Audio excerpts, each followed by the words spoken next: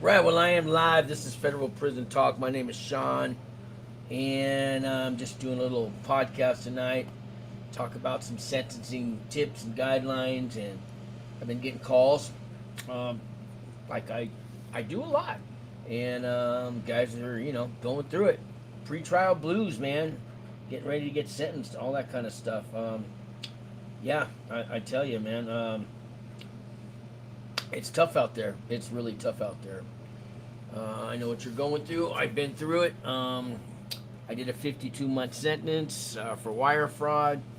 Basically, I was helping people cheat on their taxes, a whole bunch of homeless people. I owe the government $1.7 million, guys. I still owe it to them. I owe more now with the interest, which will probably never get paid. But yeah, I've been out of prison 6 years.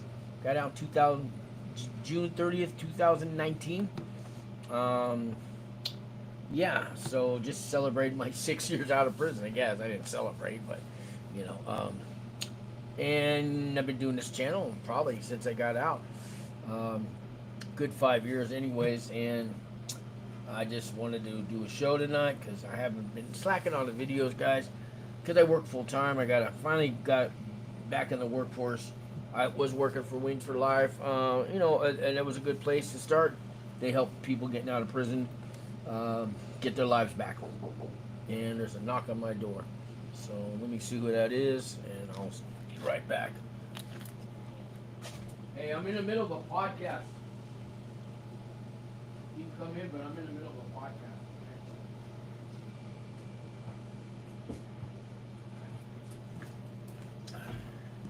So anyways, I got a guest at the door, but never mind. Let's see who's in the chat room.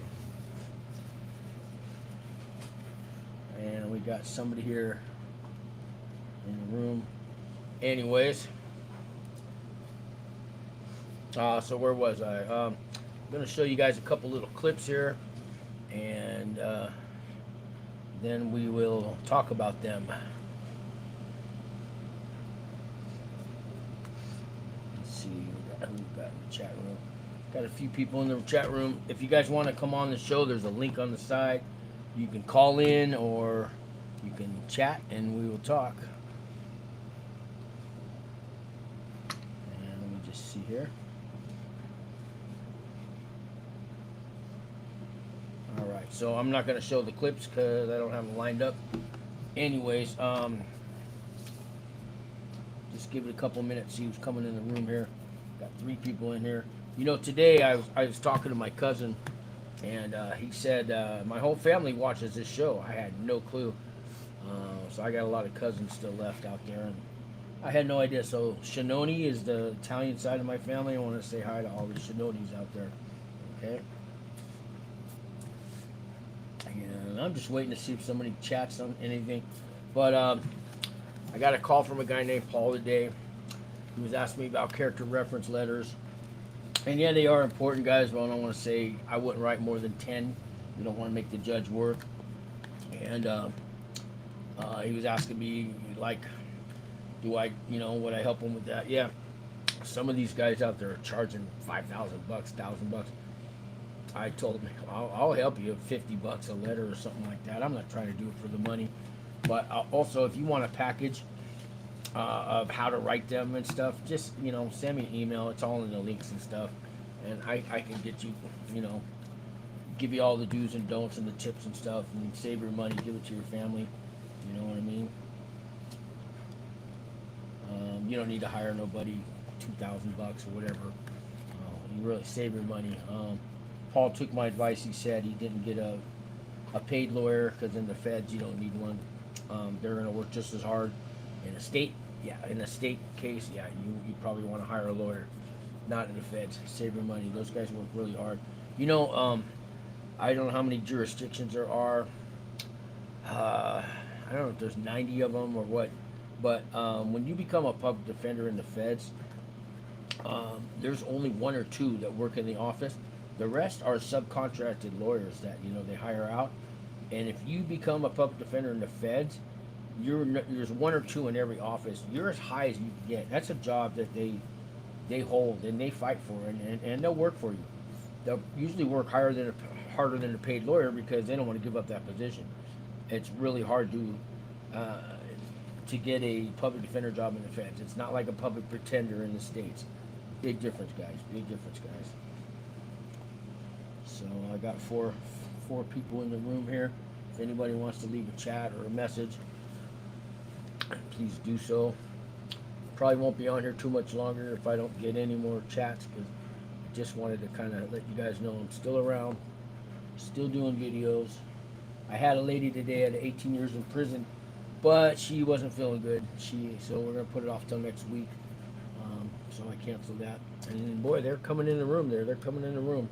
So guys, feel free, say hello in the chat room, call in live if you want. And so talking about sentencing, guys, I say the most important day of sentencing is the day you talk to the judge. Now, some people are afraid they might say something wrong, put their foot in their mouth, but you guys might be worried about a personal narrative letter. It's a letter, guys. It's a letter you write to the judge, okay? I don't make a big deal out of that personal narrative. Like some people, Justin, take your money, that's what I call him. It's just a letter you write to the judge, guys. Really. And it's a letter, okay? I think you're going to have a bigger impact on sentencing day when your job is to convince the judge you've changed, okay? Don't worry about fighting your case. You already pled guilty, okay? So judges want to hear that. How have you changed since you've been indicted? You know, convince that judge you're a changed man. You know, we can go into that further, you know, in detail, but I don't worry about that personal narrative. It's not a big deal, guys. It's a letter you're going to write to the judge. Okay? A lot of guys are using AI to write that letter now. Who knows? So don't let that. It's not a big deal. Okay? It's not a big deal. Your PSR, pre-sentence report, it's a big deal because it's a letter they use against you. All right?